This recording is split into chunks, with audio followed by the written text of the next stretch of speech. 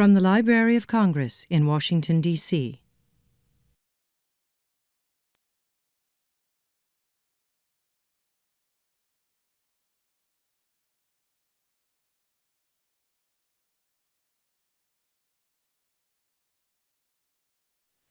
Good afternoon, everyone. It is indeed a great pleasure to be here this afternoon. My name is Larry R. Surratt. I'm the president of the Daniel A.P. Murray African American Cultural Association of the Library of Congress. I welcome you on behalf of our first African American Librarian of Congress, Dr. Carla Hayden, and we welcome you to the most beautiful library in the world.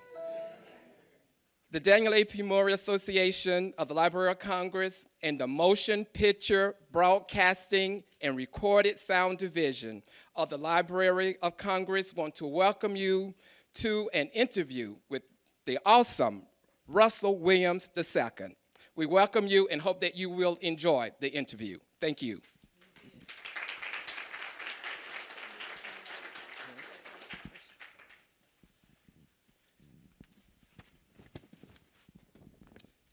Now we'll have the highlight library collections. Will y'all come at this time?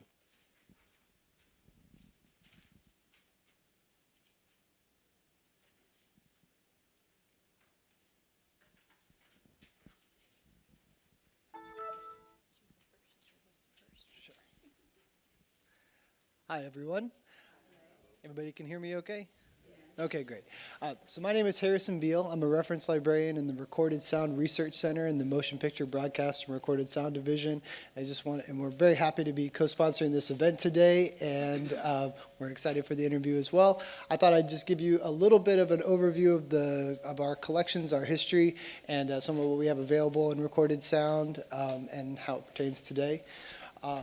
The recorded sound collections here at the library are born out of deposits that were made to the library starting back in 1926 with early 78 RPM records. At that time, recorded sound was part of the music division, and then in the 70s, the recorded sound section was split out independently, and the collections were developed on their own. Sound recordings weren't covered under copyright until 1972, but once they were, the library started acquiring additional copies and our collections really exploded. So since that time, the library has also been actively collecting materials that were produced before then to build out a representative historical collection of sound recordings. Currently, we have about 3.5 million items in our holdings. They're all stored down at Culpeper, Virginia, at the National Audiovisual Conservation Center. State-of-the-art preservation facility with climate-controlled storage spaces, and then also dedicated preservation staff and processing staff that take care of the collections and make them accessible to the public. We do that in a couple of different ways. There's dedicated preservation going on all the time on large collections that are prioritized by our curatorial sections. That includes the NBC radio collection, over 125,000 discs we received from NBC covering from the 1920s up into the 1970s. And those are being preserved all the time and more are being made available. But our preservation is also dictated by the requests from our patrons and our users who come into the Recorded Sound Research Center, request materials, we can get those digitized for them on demand, and access is provided up here on the Hill. So we're the access point for this huge collection that's being taken care of down in Virginia. We have, as you can see on the back table here, we have a display of some of the formats that are included in our collections, over 120 years worth of ideas for how to capture sound recordings, from cylinders all the way up to magnetic tapes, to the infamous 8-track and beyond. So take a look back there. We're happy to answer any questions about them, and that's part of what makes our collection so unique and challenging, is all the different ways that we've recorded material and made it available. I'm sure Mr. Russell's career spans quite a few of those different formats, and quite a few challenges have come up from that as well. A lot of your material is likely represented in our collections through LP releases and things like that too. So don't worry, you're well taken care of here. And with that, I'll hand it over to my colleague for motion picture. Thanks. Hi, everybody. My name is Josie Walters Johnston. I'm a reference librarian in the Moving Image Research Center, which is the sister reading room to Harrison's reading room. We are located in the Madison Building in room 336 on the third floor, right across from P&P. I just wanted to give you a short introduction again to what our reading room does. As Harrison explained, we are split to 2 reading rooms and also the Packard campus down in Culpeper, Virginia. We have over 1.2 million moving image items that cover all sorts of formats. And along with that, we probably have another 2 million like paper documents to support the research of that film and television material. The items in our collection, it spans the history of film and television industry, from Edison's kinetoscopic record of a sneeze, which was produced in 1894, to last season's Stranger Things. So it's kind of like a lot of material that we have in the collection. But we also have feature films, newsreels, educational industrial films, television news, documentaries, reality TV program, TV ads, and much, much more. As Harrison said in his statement, the majority of the material that we get in our collection is through copyright deposit. You want to register a material with us, you need to send us a copy. But then we also have things like gift collections and things that are donated to us. NBC television news collection is a huge collection that we have. In the back, some of the display items, it's actually the first episode of a series called Wide Wide World from 1955, I believe that was. So it's kind of an ornamental cover. They didn't all the reels did not come in gold-plated kind of cover things. But so we have things like that in our collection as well. Another very large collection is the NET, National Educational Television, PBS collection, huge collection. And actually on that note, in terms of material that is accessible, that collection is now, or parts of that collection can be accessible through the American Archive of Public Television. Cool thing about that collection, you do not necessarily have to physically be here to get that material. You can log on to the website from wherever and you can watch PBS programming. Most of it is going to probably focus more on like local PBS stations, which is actually pretty cool, but there are some of the larger programs as well. Searching for materials in our collection, it means utilizing a bunch of different resources. There's the Library of Congress online catalog, the Merged Audiovisual Information System, Mavis, which is an in-house. We still have a card catalog. We still love our card catalog. And we also have finding aids. Without getting into a lot of detail on how to do those, I'd be happy if you come down and visit, give us a call, can talk about how to access that material, how best to utilize that, the resources there. As I mentioned, the majority of material is stored in Culpeper. So most requests for viewing material need to be made in advance. The only exception to that is anything that has already been digitized. If something has been digitized, we can usually give it to you on the spot. Unlike what your experience might be in recorded sound, which is almost completely digital when you're coming in to listen, in the Moving Image Research Center, you might be accessing like several different formats on one day.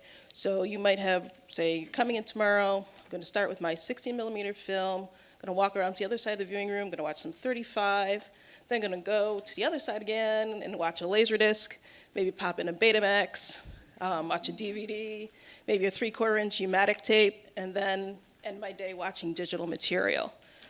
So we cover all of those different formats. And then in addition to the moving image themselves, we also have paper material.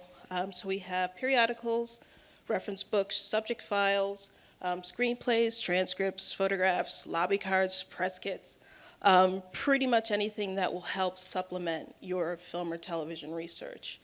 In the back, just to point out a couple of the examples and material that are back there, the first thing you'll see is actually a press kit from the Field of Dreams. It's actually the press kit and production notes are inside.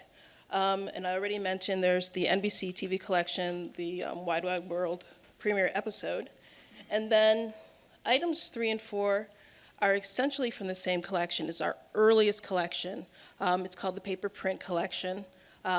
that's a portion of it called the Paper Print Fragment Collection. So this is material that was received before there was a way to register your films for copyright. So this would be anything before 1912. So those are back there as well.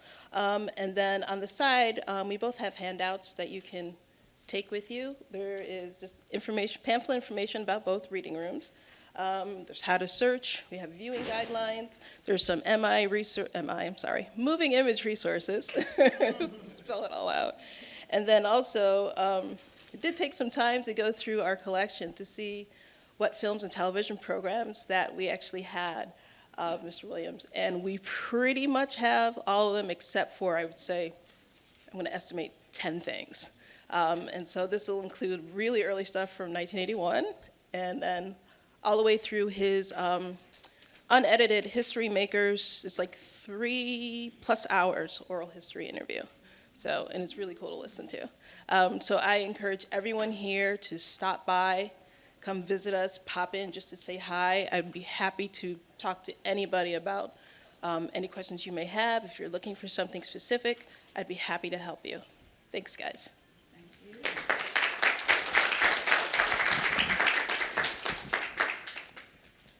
Thank you, Harrison and Josie, for that wonderful introduction of the collection that we have in the back. Here at the Library of Congress, we have just about anything that you want to research is here in these 3 buildings. And when you say you want to come to the Library of Congress, you really need to know which building you're coming to, because we have 3 buildings, and mostly everybody go to the most beautiful library in the world before they come to the Madison Building or either the Adams Building. So we have just about anything you want here at the library. At this time, we're going to have our introduction by Iris Taylor. She's our treasurer of the Daniel A. P. Murray Association.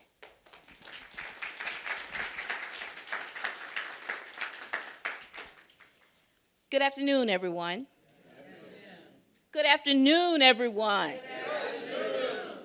And welcome to this delightful program. Over a year ago, on Dr. Martin Luther King's birthday, I attended a dear friend's, Dr. Cheryl LaRoche, annual MLK luncheon celebration. While there, I met an amazing person named Joya. And we chatted, and of course I talked about the Library of Congress and the Daniel A. P. Murray African American Association. And Joya said, I know the perfect person to come to the Library of Congress. He is down to earth, very nice, very kind, and so forth. Then she mentioned the film Glory. I'm thinking, Denzel Washington. I said, wow. You never know who you may meet.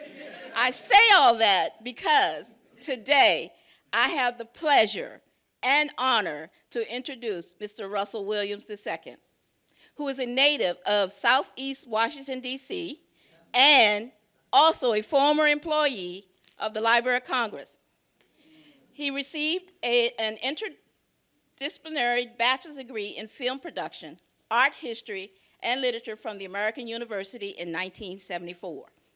Soon after that, he worked at WRC NBC TV as an engineer during the week and co-managed Spirits Known and Unknown, a radio workshop on campus for minority communication students that was unique in the public radio network.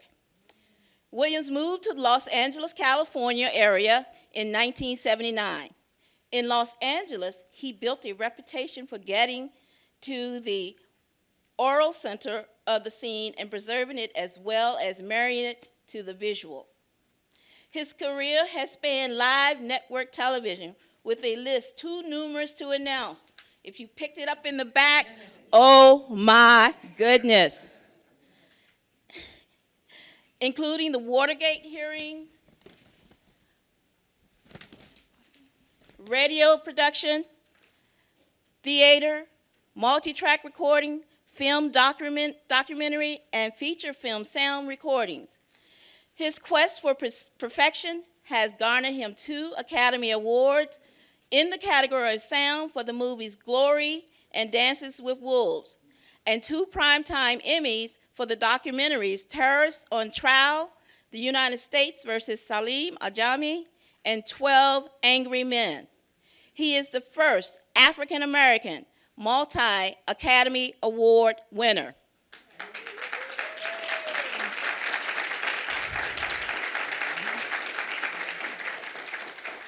Mr. Williams took his many years of experience in the industry and applied those lessons to producing a career he is very passionate about. He has worked jointly with ISIS Films director Bobby Holland on videos, commercials, and behind-the-scenes documentaries. This seasoned veteran of the motion picture world has spent more than 30 years applying his trade on all but 2 continents and in all but 4 of the 50 states. His credo has been getting the most with the least clutter and confusion. In 2002, Williams relocated back to Washington, D.C., where he now serves as a distinguished artist in residence and a professor in the School of Communication, Film, and Media Arts program at the American University. Let's give a resounding applause for Mr. Russell Williams, who will be interviewed by Louise Cavell.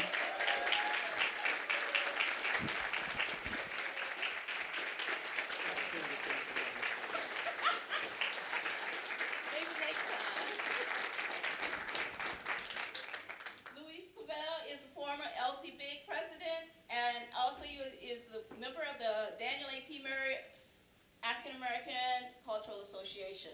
Mr. Louise Cavell.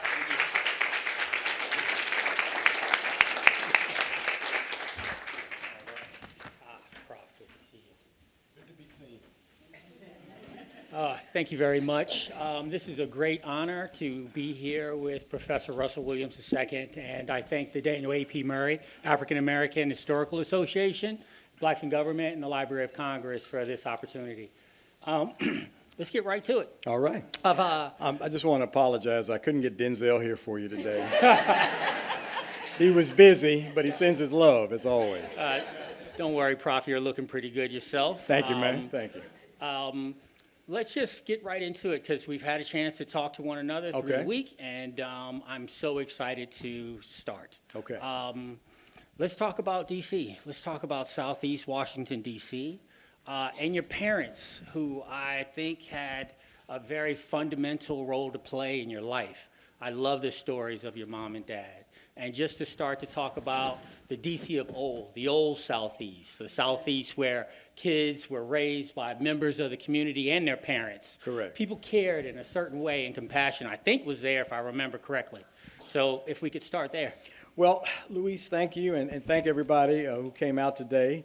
There's some other distinguished Southeast residents and kids in the room. One I want to point out right off the top is retired federal judge Gerald B. Lee, who is a co-manager and co-creator of Spirits Known and Unknown. And I have a very dear first cousin sitting in the front row, Althea. Would you just wave at everyone? Rolled in from Nevada last night, rolling back to Nevada this afternoon. She just wanted to come here and bring the family love. I have other family members here, but the Southeast that we grew up in was a very tight-knit community. It's not the Southeast that you typically see on television today. Generally, it's bad news if Southeast shows up on TV these days, and it's a really unfair portrayal. Everybody knew everybody else's kids, Louise. All the kids knew everybody else's parents. So just because you went around the corner and broke a bottle or maybe, threw a piece of paper in the middle of the street or something in someone's yard and ran around the corner assuming that you had gotten away with something, I'm sorry, old Ma Bell on those rotary telephones, you young people Google that. See what it looks like. It's, with no digital devices back then, just Google it.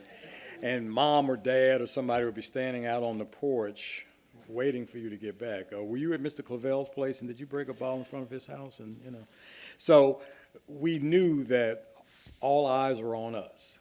we also knew that you were penalized if you disrespected your elders. You were penalized if you disrespected other people's property. We were also taught that regardless of one's station in life from an economic standpoint, a job or title, you had to respect everybody. And everyone could take a piece of you if you stepped out of line. That's at church, that's at school, you know what I'm saying? That's one of the neighbors up the street. I remember distinctly, I think second grade, I hit somebody with a spitball. First thing in the morning, okay, boom, teacher took me out by the hand, making sure that I felt pain on the way to the assistant principal's office. This was at Davis Elementary School, by the way. Then the assistant principal took a piece of me, and then they did the most horrible thing I could imagine. They called my mother at home. And mother, who at that time wasn't driving, had to walk to school to get her recalcitrant son, walked me back, tuning me up all the way. So that was probably 10:30 in the morning. So I'm figuring, okay, I'm done, right? But here comes about 5:30 or 6, here comes my dad, and it starts all over again. I only had one job to do. That was to get A's and B's. And if I'm in school clowning and being disruptive, that's not the son that he and his mom and his wife wanted to raise.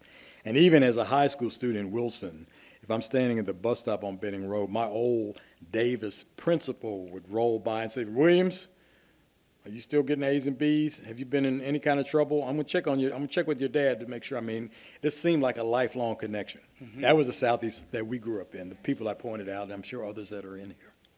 Yeah, well, we'd really like to get some of those qualities back into the community, and part of the value of speaking with you today is having a master's class with a master teacher.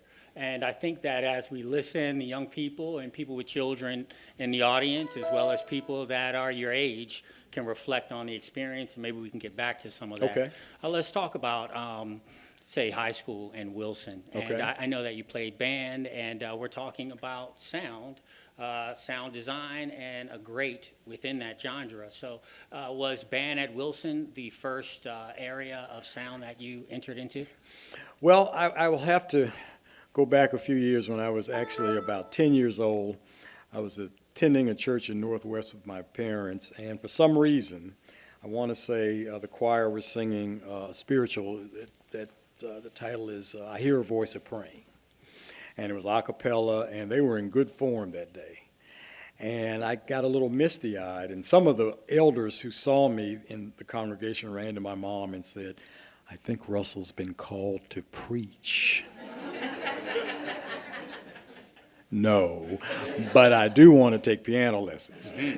So about 10 years old, I started taking piano, and one of the pictures that's going by, that's me standing between two ladies. One of those ladies was my first piano teacher, Claretta Proctor, and that's also a shot of me right on there now at a recital that just passed. But so playing piano was the first thing that really made me a critical listener.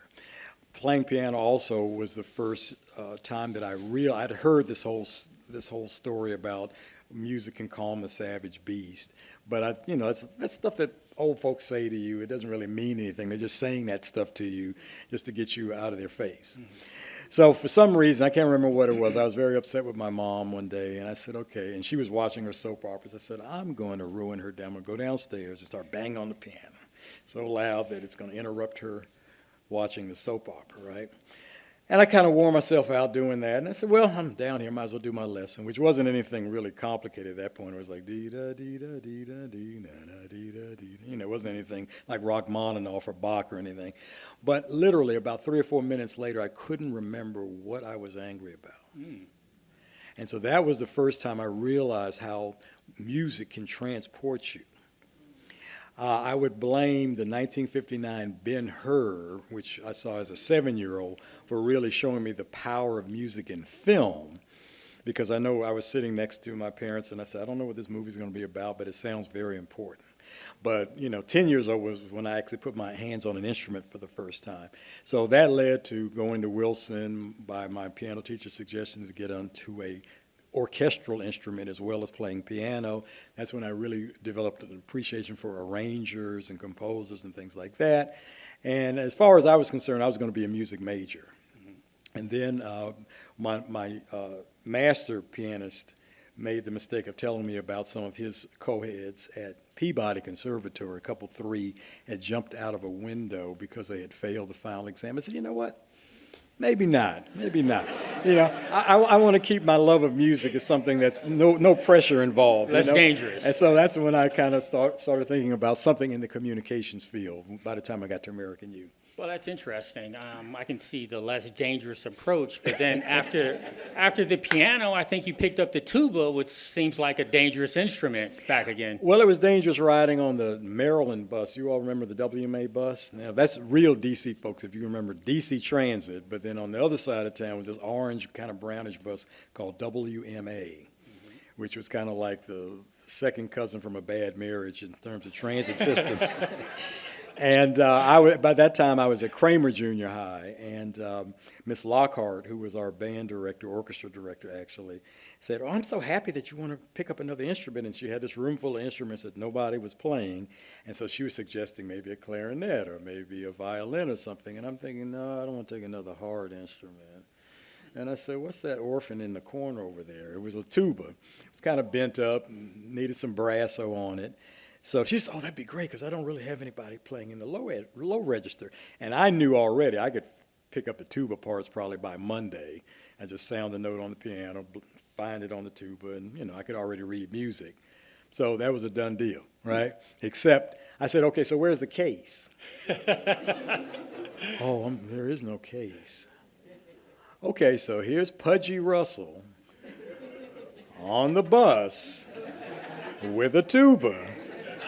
And so you all can go on and figure out the comedy routines that spawn from those trips back and forth."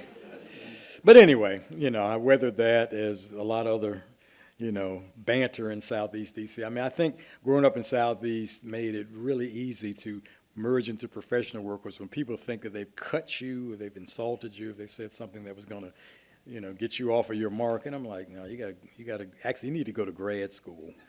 You can go to middle school in Southeast, then you can learn how to insult people. This isn't even an inconvenience, you know. I see your point. I also remember you talking about your dad and the lessons that you learned from him. I would imagine at that time, when you're going through high school, your relationship with him was very connected. Can you talk a little bit about what he did and what kind of influence he had on you? Well, you know, I'm probably not unusual in this room, especially at my tender age of 30, times 2, plus 5, yeah. Don't rush me. All right, I'll get there, but I'm not there yet. So actually I had 2 dads. So I had Russell Williams Sr., and unfortunately I had lost my birth mother the day after I was born.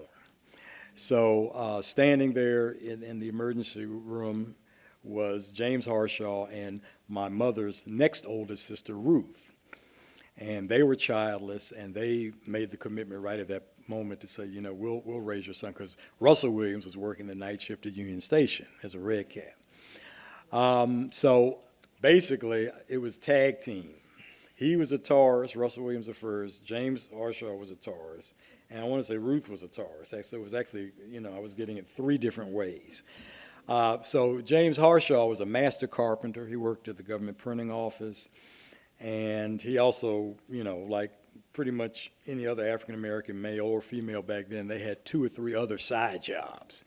He drove a cab, you know, on days off. He also, because of being a master carpenter, he would get together with other buddies. A next-door neighbor who couldn't be here today, her husband was a painter, and down the street we had a mason, and around the corner we had someone who did electrical work, and they did a lot of recreational rooms. You remember those? Did, you know, the knotty pine walls and the drop ceilings and all of that.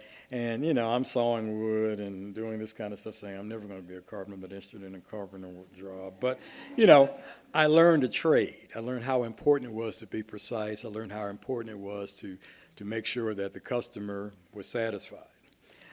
So that was one of the lessons from James Harshaw, and I used that lesson about learning a trade later on in life. Russell Williams Sr., he loved the blues. His motto or his saying, regardless of when all the other voices, my half-sisters and everybody were in the room partying and discussing the pros and cons of this, that music artist or this style, and they would get all up in arms. He said, look, he said, don't sweat the small stuff. So that was, you would hear him say that at least 2 or 3 times a visit, don't sweat the small stuff. He was only focused on the big picture. So there weren't too many folks I could go to have a pity party. You know, Mr. Harshaw would say, well, you know, that's a problem, but you know what? Half the people are glad you have problems, the other half don't care. So which group are you going to complain to? That was his way of saying you have to work this out on your own. Fantastic. I want to get back to some of the things that Mr. Harshaw told you before you went to NBC. Okay. 'Cause I think that's fantastic. But I think this is a good point to start to talk about the library. Okay. Is that okay? Absolutely. All right. Well, Professor Williams, you've been an employee of the library before. Could you describe that experience a little for us? There's a gentleman who's not with us today, meaning he's still on the planet but not in the room today, Lowell Vincent Muse. He was also part of the Spirits Known and Unknown workshop, and he was working part-time here at the Library of Congress. By this time, I was an undergrad at American U, and he mentioned, hey, you know, the LOC has these part-time gigs. I think it was 4 to 8:15 or 8:30 every day, 5 days a week. So you could get your classes out of the way, come down here, make some good old government money, right? And in my parents' generation, coming from the Carolinas, you know, you had reached the mountaintop when you had a federal government job. All right, you could basically relax and just know that you could put your kids in college, you could buy that boat that you wanted, or, you know, buy a vacation home or something, or whatever you wanted to do with it, right? So I said, great. I applied for the job. It was in the Stack and Reader division. Does that still exist? No Stack and Reader anymore? Okay, all right. But you know what I'm talking about. I was handling the PZs, a lot of the literature books, right? Okay, and running over to that conveyor belt to put, you know, books down that would end up in main control. And as would happen as you were going down the corridors of the Jefferson Building, every now and then I'd look up at the job board, and I saw this job from what was then called the music division, and it talked about, well, first of all, need to understand professional audio gear. And I'm like, wow, yeah, I'm on the radio, so that's a start. Quarter-inch tape recording, yeah, I can do that. Equalization, so on and so on and so on. And this would be a full-time job, you know, in the preservation of old materials like you see back in the back of the room. In our era, we were working with the 16-inch platters from Major Bowes Amateur Hour. I know you've read about it, but none of the people in this room have actually heard Major Bowes. Right? Nobody's that old. But you can hear recordings of it. That's what I was doing at first at LOC. And that lasted until probably the spring of 1973, when the opportunity to take a temporary sink or swim job at Channel 4 came up. TV engineer was what they called summer relief engineer. So you were working for union scale, and you would be working on whatever WRC NBC was putting on the air. But the caveat was you got a chance to make 3 on-air mistakes. That third mistake ends up on air, you are a memory. That means see you by nothing personal. So I gave up one deliberately. The second one actually was because I had trusted Pepco to keep power on all night, even during a thunderstorm. And of course, that didn't happen. So I was late for work one time. I never had that problem again. And so I got through the rest of my summer without getting to that third. They had a term for it. The initials were DS. So I got out of there without that third DS. But my parents were very disappointed in me because I was leaving a could have been permanent job for the federal government to take a chance on a temporary job in this crazy TV business. And I said, well, as politely as I could, I said, well, understand, you guys came up from the cotton fields. One of the things that you did by coming up from the cotton fields was give me the honor of not having to pick cotton at all except off of a hanger in the closet. Also, you've all given me a platform that I could hopefully write my own ticket as opposed to just following completely in your footsteps. So I said, that's what my mission is to go further than you've allowed me to go. Further than you all could go in your era, I got to push it further. So I took the job at NBC, and that was a successful summer, but it showed me that I could make it in show business. And that sounds like a kind of egotistical remark, but there was this little thing called the Watergate hearings that was going on in the summer of '73, and I worked, along with a lot of the other crew people there, we worked 22-hour days, 5 days a week. All right? So that means you would bring some clothes in with you on Monday and a bar of soap. You would sleep on a bench between midnight and 2 a.m., and 2 a.m. you were back on the stage lighting the Today Show. That's when I knew, okay, I could put up with the hours, I could put up with live television, because if you make a mistake on live TV, there is no bringing it back. That era was Barbara Walters as the co-host of the Today Show, and Frank McGee was the other person. John Chancellor was the nightly news guy. So that was the era, and I still had one more year at American U to finish, but I was like, okay, as far as I was concerned, it was going to be broadcast TV. Fascinating. And let's talk more about NBC and Watergate. Okay. Because I think that's a very important area. It's not relevant today, though, is it? I think it could be. Could be.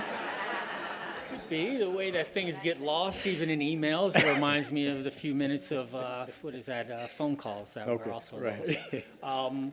So during the time that you started at NBC, I can remember you telling me a story of some advice that you'd gotten. It started out, never use a hammer when a screwdriver would do. And I just wanted you to kind of like turn the corner on that Okay. story and let us know about how that advice really helped you to get through another Okay. very interesting situation at NBC. Well, getting the job at NBC, number one, was a miracle, because I ended up going to the interview directly from the Jefferson Building on my lunch break, and I was tipped by a young lady up there named Easter Winters, who is the chief engineer's executive assistant, and she called me at work and said, you know, the interview that you had set up for tomorrow, by tomorrow all those jobs will be filled. Can you come this afternoon? And I was like, because I didn't have a suit on like I have on now. I had on a nice dashiki. You young people, Google that. So you can see what I'm talking about, you know. So here I am going to the most conservative of the then 3 networks, if you can imagine that, in a dashiki. I didn't like my chances, and I told Easter, I said, well, maybe. She says, no. If you come tomorrow, it'll be a purely ceremonial interview. Today is the thing. Went up there, met a gentleman named Mr. Kirkham, chit-chat. I tried to just blind him with my personality and good looks so he wouldn't see the shirt I was wearing, you know. And, you know, told him all the things I had done, Library of Congress, WAMU-FM. I did not have a first-class FCC license, which is one of the things he wanted. And we had a good interview, but now we're on our way out the door. We're about to get to the corridor, and I haven't closed the deal. And just before he gave me that last little shove back into the hallway, I said, oh, yeah, and how's that new PCP-90 working out? Which was the then brand-new minicam that RCA had created, which he says, you know about the PCP-90? I said, yeah, absolutely. I said, it sounds like, and this is where I used my American University education. I said, this sounds like it's going to revolutionize the news gathering business. I was praying that something was going to get through to this guy. And he said, okay. He said, well, would you like to see it? I said, it's here already. He takes me back to the shop. He shows me this camera. We're sitting there like, pardon me, 2 ladies looking through the maternity room glass at this brand new camera. And then he whispers 2 words that I'll never forget. He says, when can you start? I said, well, I'll be back here at 5 o'clock. He said, no, we'll call you in 2 weeks. So cut to the story that Luis is referring to. So because it's a union shop, because it's a seniority shop, there are people that NBC had at the time in its employ that they couldn't be fired because of their seniority, but they had some questionable credentials. 2 or 3 of these gentlemen at the time were card-carrying Klansmen, not rumored to be, actual. And one of those gentlemen was the supervisor of then Projection Island, which is where I was working. And, you know, he did a fair job of telling me how to turn the projector on and off, how to thread it, and so forth and so on, but he wasn't giving me any real details. And eventually, after 3 weeks of trying to appeal to his ego and other tactics to try to get him to kind of loosen up on some of that information he had stored up here, one of the black technical directors, a gentleman named Carl Bailey, I think he was the first black TV TD in the country, he said, man, you don't have to worry about him. Just go back to the maintenance shop, get the book, get the maintenance manual. I was like, yes. And he says, then you can come back on your lunch hour and you can read. I said, no. He said, no. I said, no. I'm going to bring that to my workstation. Yeah, okay, bring it to your workstation. I said, no, but listen to what I'm saying. Bring it to my workstation. With his orientation, there's no way he's going to walk past me, seeing me reading something, and not come to check on what I'm reading. Okay, that's the bait.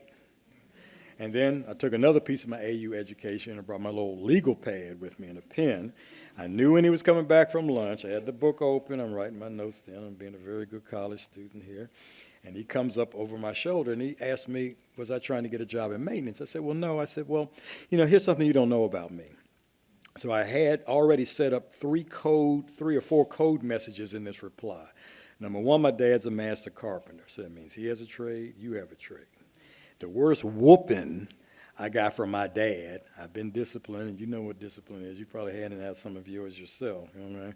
Was when I used a hammer and a screwdriver to do the job of a hammer and a chisel. And my dad said to me, boy, which is code number 3, right? If you can't use my tools in a proper manner, don't touch them. I make my living with my tools.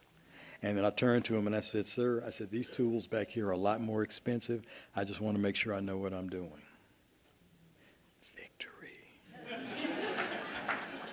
From that point on, he showed me every screw adjustment, every circuit breaker, every lubrication point, how to run the 35 millimeter projector, which meant that when he was out of the building, I was the only person who could do Meet the Press.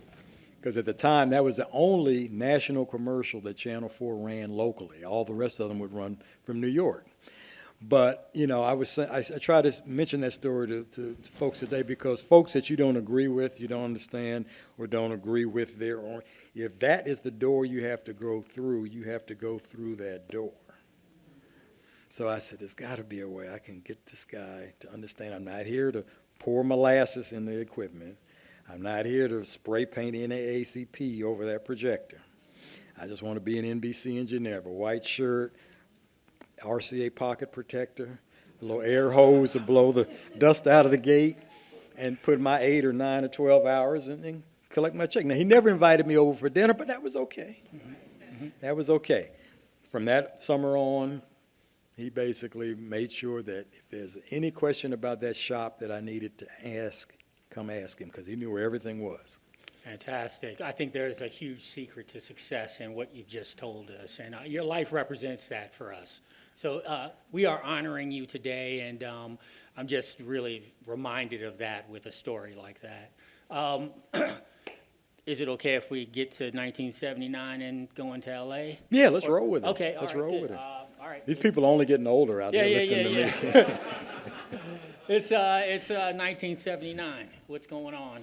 What are you thinking? Well, after there, at that time before, and this is well before Homeland Security had come along, there were a lot more feature film shooting in D.C., at least portions of them. One of them I remember seeing was Being There with Peter Sellers. I actually saw Peter Sellers walking down 14th Street and some other locations. And so by this time, and I had also worked at Channel 7 Local, which was shooting news on film.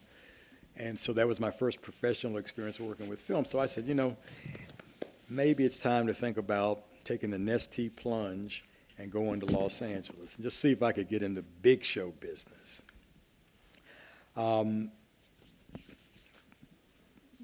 From Ben-Hur, I recognize that sometimes you don't recognize the miracles that are right in front of you, but miracles still exist.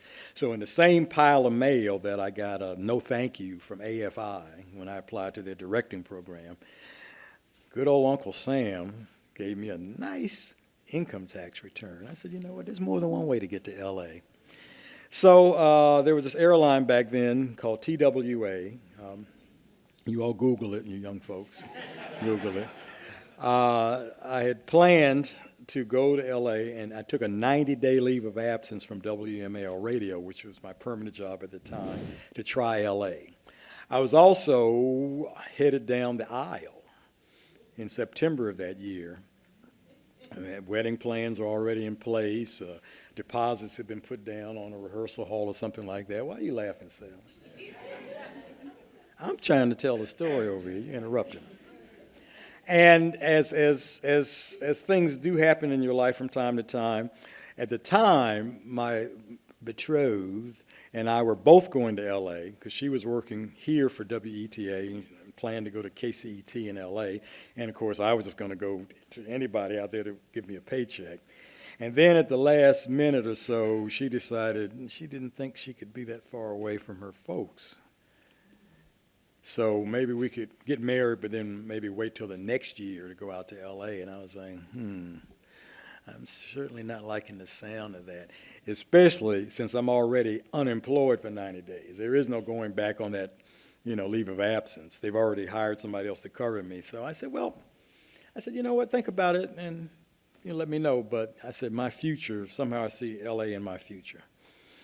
And so she didn't move on her position, so I said, well, I think we're going to have to tell your parents that we're not getting married. Well, why don't we get, you want to, how are we doing this? So as it turned out, I had to go to Baltimore and sit in her parents' kitchen and very wisely tell her parents, well, I didn't deserve a woman as wonderful as their daughter.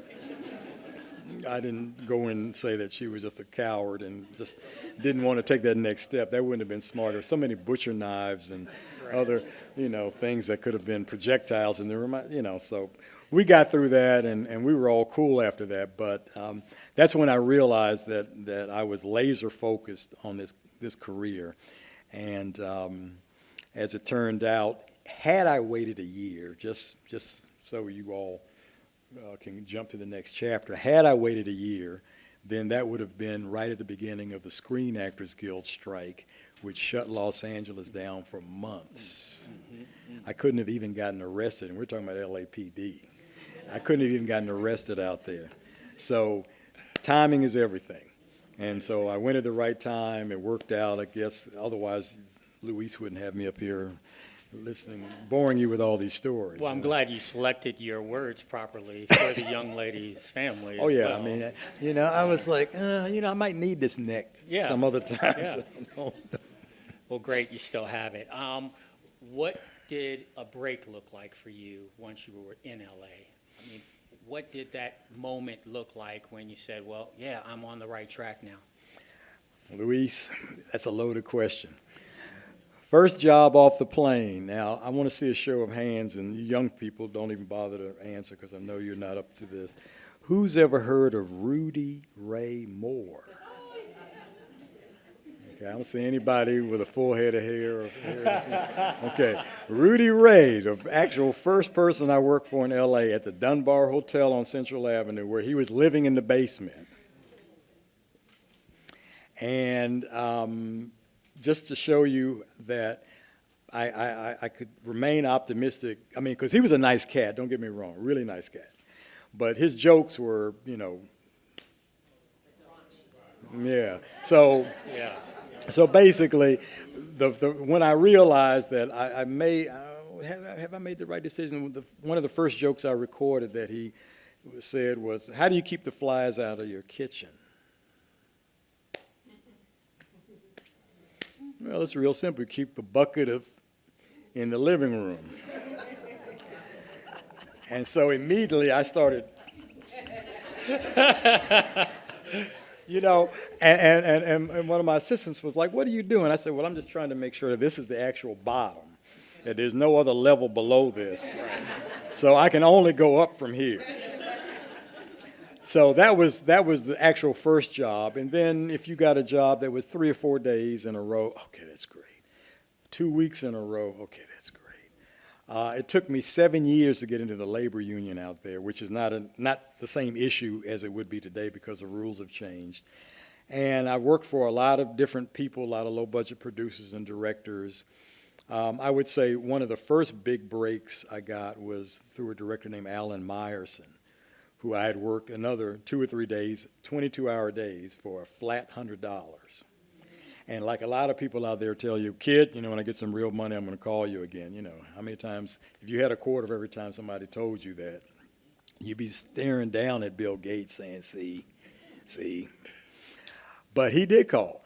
And that job turned out to be 5 months of work. And I was like, bought a new van, bought a lot of new gear. I was respectable all of a sudden and started looking at the housing prices, but it's really one job at a time. And it's really, my first 3 years were more like they weren't calling me, they were calling the person that they knew.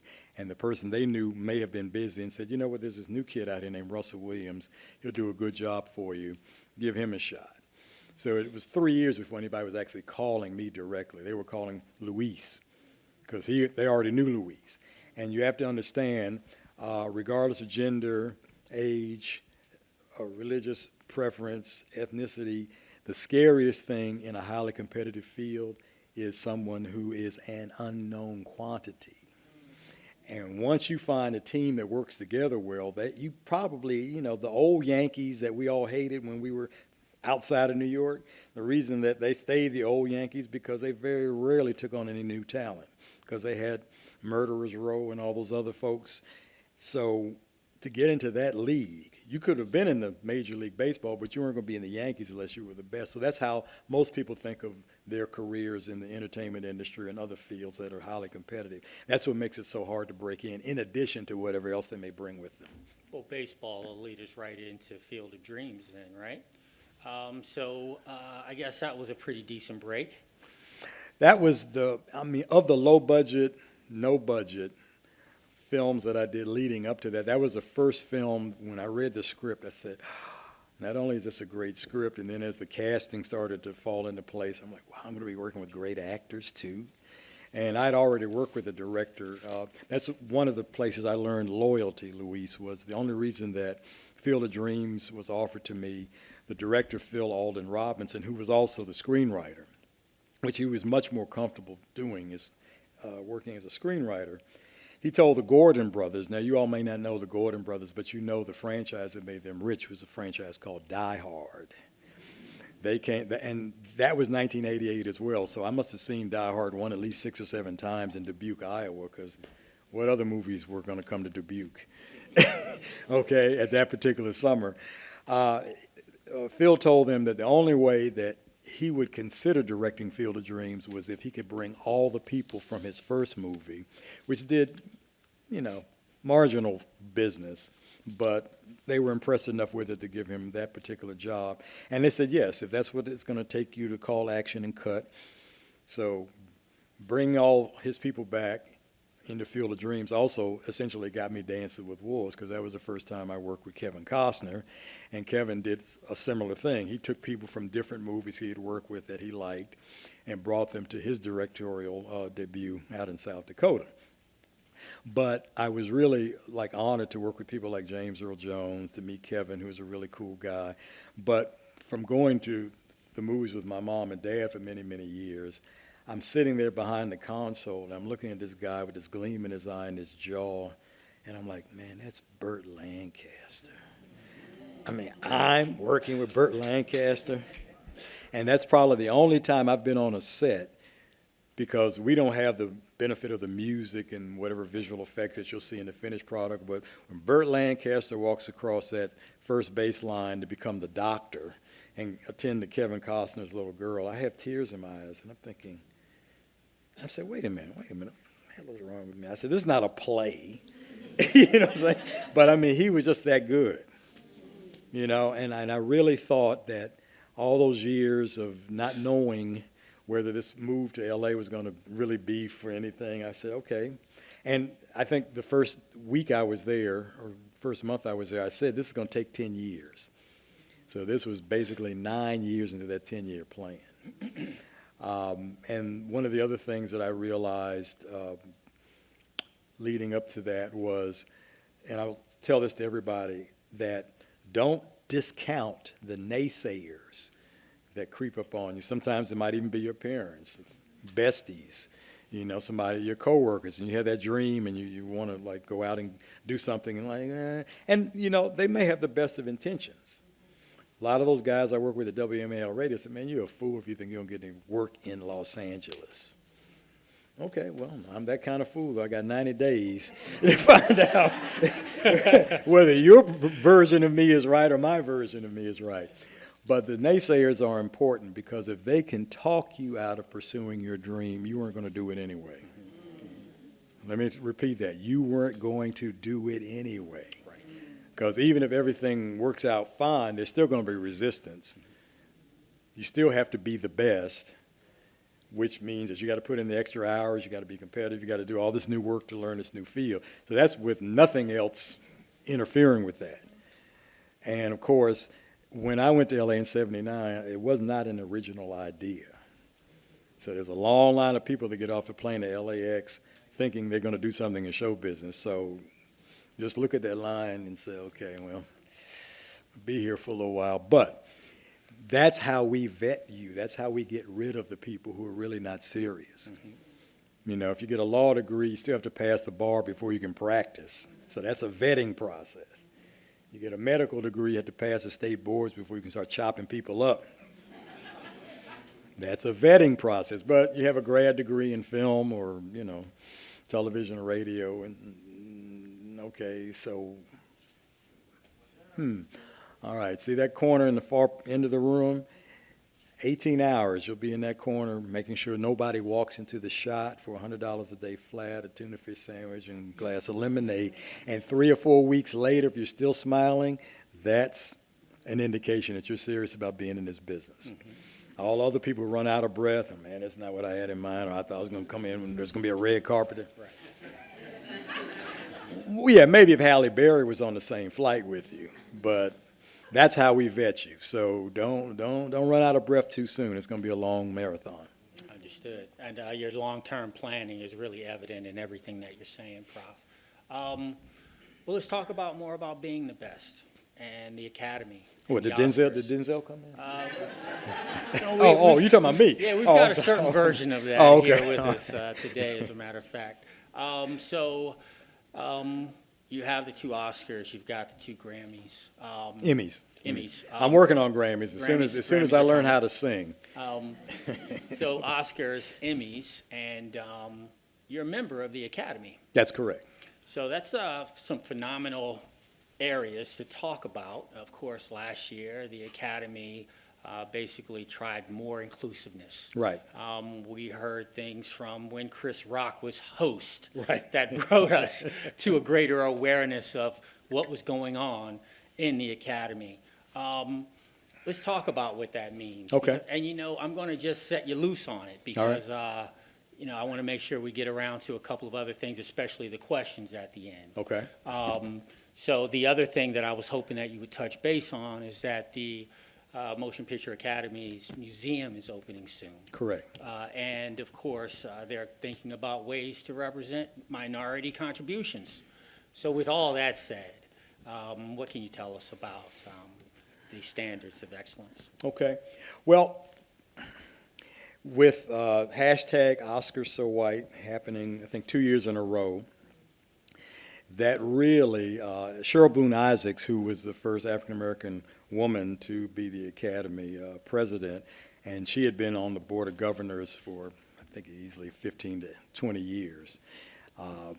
She came into the business almost at the top. She came in the PR realm, and the first movie she got to work on, not like me, was Close Encounters. That's how she came into the business. So she saw the hashtag, she heard the outcry, but let's talk about why the Academy looks like it does.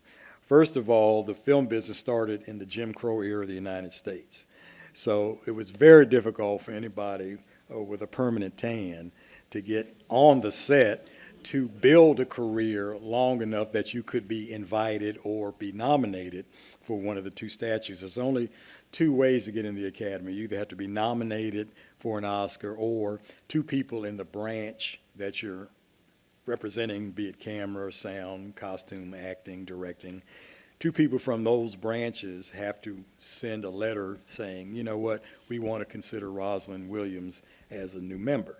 And the membership committee of that branch, there's 17 branches. Each one of those branches has a different set of rules. So imagine my surprise on, I think it was March 26th of 1990, that not only was I nominated and won the Oscar, but then they said, but I'm not automatically invited into the Academy yet. And that's when, excuse me, Southeast DC came out of my mouth. And I said, now, wait a minute, is that the black rule or is that the rule? And he said, no, it's in the rule book. And I said, what's the rule book say? So in other words, you needed 8 years of credits to be considered in addition to, and that's still in the rule book. So sound, for some reason, has the longest requirement of experience of any of the other branches. If you're in the acting branch, just the fact that you got nominated generally is enough to get an invite. So that's one. But now let's put this in the realm of sports, because I think it's a lot easier for people to understand that the academies, plural, meaning Music Academy, Television Academy, Motion Picture Academy, what they really do is keep people out. That's what they really do. Okay? The same way the Hall of Fame doesn't accept everybody, be it football or baseball, who's played the sport. Okay? Even someone like Karl Malone, who had 18 great seasons playing basketball, he never got a ring. But we can accept that in sports because, one, we know the score, we know all the statistics, and most of that process is transparent. We don't really see the Academy's process. I don't know whether Glory won by 1 vote or 10 votes or 1,000 votes.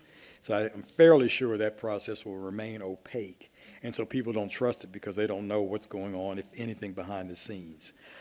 I would also say that the whole concept of it being difficult to win an Oscar, an Emmy, or Grammy is going to remain. You know, they're not handing them out at Home Depot or at Starbucks when you get that extra tall latte.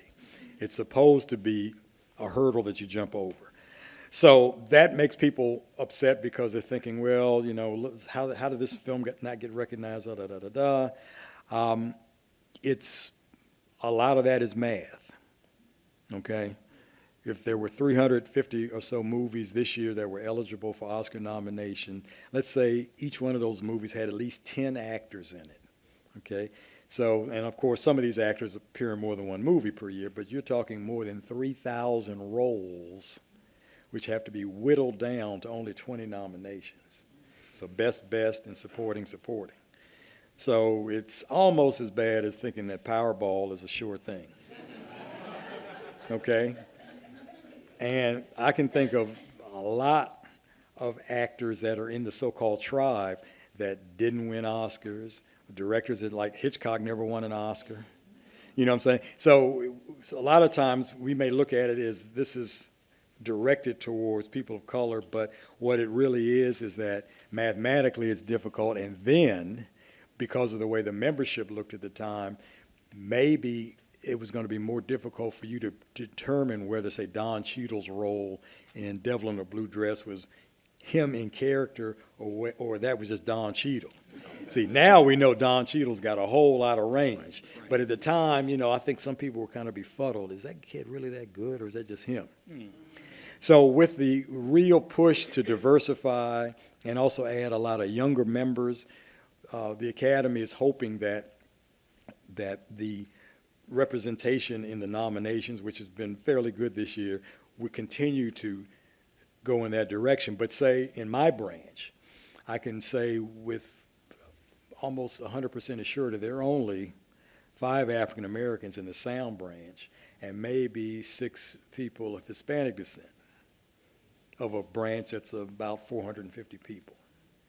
Okay, so part of that is that what do we want to do in the business? Do we want to do sound, or do we want to act, direct? You know. So if no one is pursuing a career in sound, then that can't be blamed on the Academy. If I wanted to blame somebody, I might maybe drop the Image Awards, because the Image Awards very rarely highlights people's accomplishments behind camera so that kids like me trying to figure out what to do in show business would know, oh, wow, I could be a cinematographer, okay, because, nobody's going to hire me as an actor. Oh, maybe I could be a production designer, or maybe I could do visual effects. And the only reason that I ended up even considering African Americans working behind camera was because in 1967, when I went to see In the Heat of the Night on the big screen for the 6th or 7th time, I said, wait a minute. I said, Quincy Jones did the score? I said, so what, the African Americans working behind camera? Now, in front of the camera, that was no headline. We had been there since the silence. But behind camera and an important role like that, I said, okay, note to self. Now, it didn't mean that I immediately started packing my bags, in 67 and started working towards LA, but at least I knew the seed was there. I knew it was possible. And so when I did get a chance to shake Quincy's hand many years later, I told him, I blamed him. I said, you're the reason I'm out here. I just want you to know that. You're the reason I even put that up, that thought in the air. So that, I think, is a little bit about the Academy, but you all are free to try your hand at it. I'll help you with your acceptance speech, and I'll point you to people in your field who can mentor you, because that's very important. And you can go on and get your own, because I'm tired of being only one of 3 African Americans that have multiple Oscars. We need a whole lot more folks in that crowd. Absolutely. Well said, sir. I know that we're kind of rounding the corner on our time together, but I know that some nominees came out last night, Shape of Water and Get Out. Which one's going to win? Oh, for Best Picture, I'm fairly confident that Shape of Water, because not that Get Out isn't an impressive, not only directorial debut, but it just changed the whole conversation in the room. But I want to say that Shape of Water, I think, by and large, is the kind of movie that has Oscar bait written all over it. Mm-hmm. Okay, one movie for sure that I was disappointed that did not hit the Best Picture 9, because we can have up to 10. I said, so what happened with that 10th one? It could have been Mudbound, which I thought was very well directed, very nuanced, beautifully shot. The first woman to ever be nominated for cinematography. After all these years, the first woman I met doing cinematography, I met here in D.C. in '78. It was a lady named Karen Grossman, who was here in town from L.A., and I'm thinking, but Dee Rees, who directed Mudbound, also got nominated, I want to say, for adapted screenplay, co-nominee. Get Out, I think, is going to do well. But I'm kind of thinking at this moment The Shape of Water is going to be the film this year in terms of Best Picture. And that's one thing I wanted to mention before we move on to the Q&A, is that in the branch, I can only nominate in sound. If my wife was in directing branch, she could only nominate for directors. If my cousin here was in the production designers branch, she could only nominate for production design. But then we all get to nominate for Best Picture. So that's why a Best Picture nomination is really, to me, more representative of the actual Academy than the actual branch nominations, which could be kind of more insider trading. Well, thank you very much. Professor Russell Williams is second. I'd like to thank you on behalf of everyone here, Daniel A.P. Murray African American Historical Association, all of the library employees that have benefited from you being here so early. People like me can now walk through the halls quite confidently. I also would like to ask you what's next for you, and then we'll open it up for the question and answers. Well, let's see, I've been teaching at American for 15 years, and I really have enjoyed trying to mentor some of the new talent. I have some AU students and former students in the room. Could I see some hands? Woo, baby.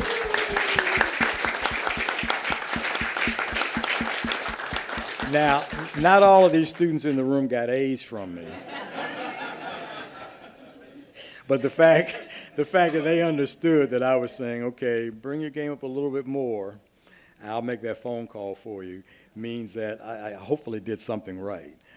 I'm still very much interested in big show business, so anything above the line, now above the line, below the line. Below the line means the creative labor, sound, camera, wardrobe, makeup, and hair, but above the line is writing, producing, directing, and sometimes your top flight cast.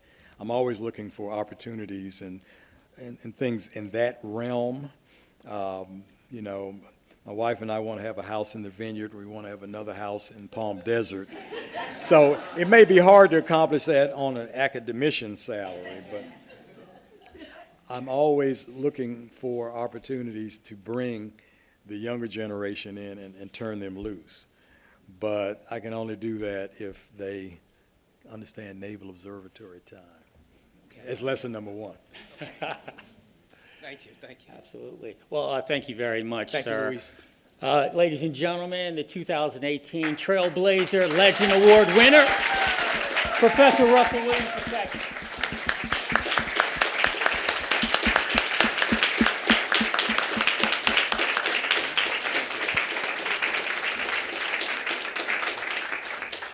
Good afternoon, everybody. I'm Darren Jones, the Program Director for the Murray Association.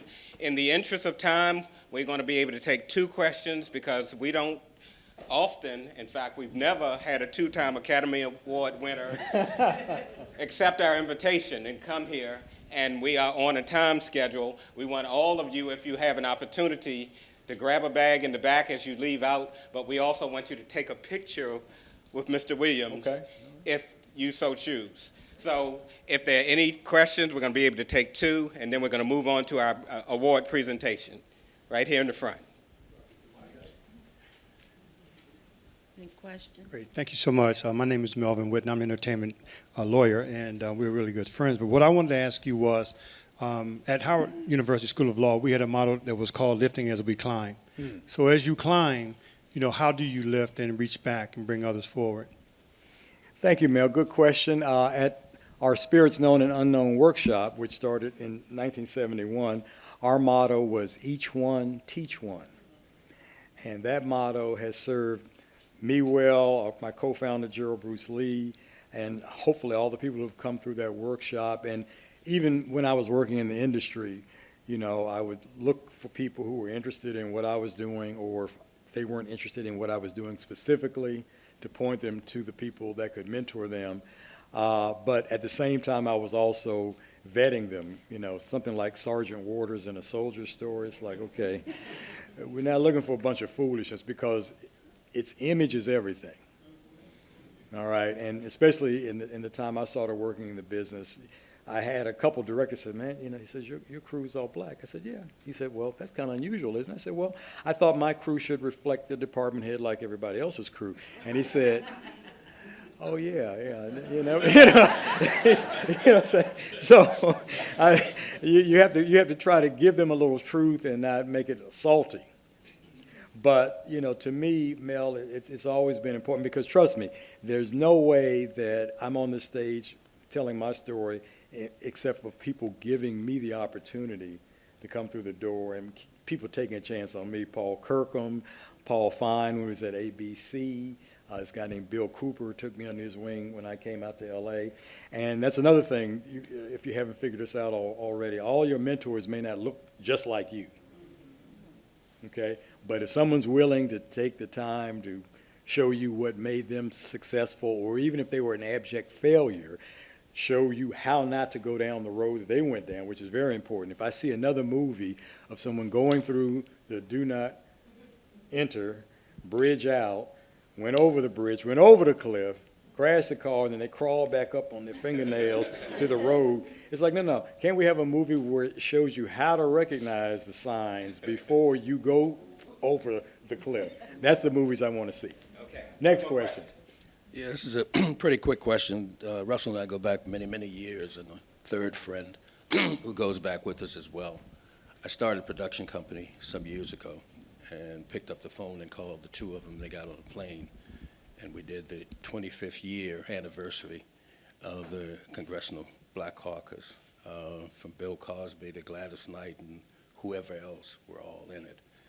And I only had the nerve to take savings and buy cameras and equipment.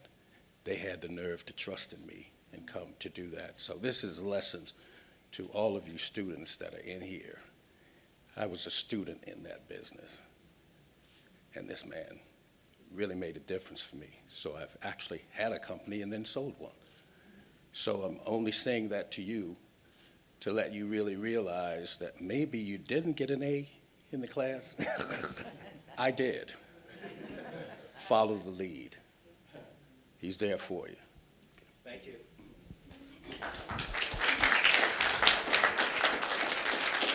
Now we're going to have a presentation of our highest award. We have our Vice President, Ahmed Johnson. And Ahmed is the African American History Specialist in Local History and Genealogy here at the Library of Congress. Thank you, Darren. Once again, my name is Ahmed Johnson. Thank you, thank you. And on behalf of the Daniel A.P. Murray African American Cultural Association, we'd like to present you with this gorgeous award, Trailblazer for 2018. Thank you, sir.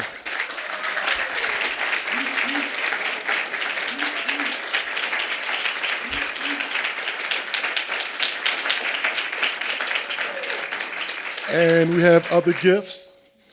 You never come to the Library of Congress and not get a book, right? We have Black Americans in Congress from 1870 to 2017. One for you and one for your wife. Oh, thank you. And thanks so much. Which means I'm going to carry both of them. Once again, we thank you for coming, and what a wonderful program. Thank you. Thank you.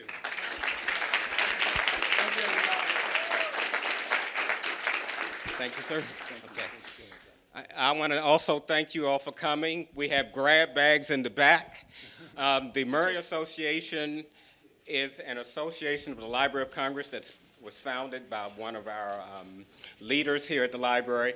We do have applications in the back. Anybody who's interested in African American culture and history, we would hope that you would join. It's $5 a year. You will get emails to let you know of the programs we're having. And also, if you want to become a life member, it's $100.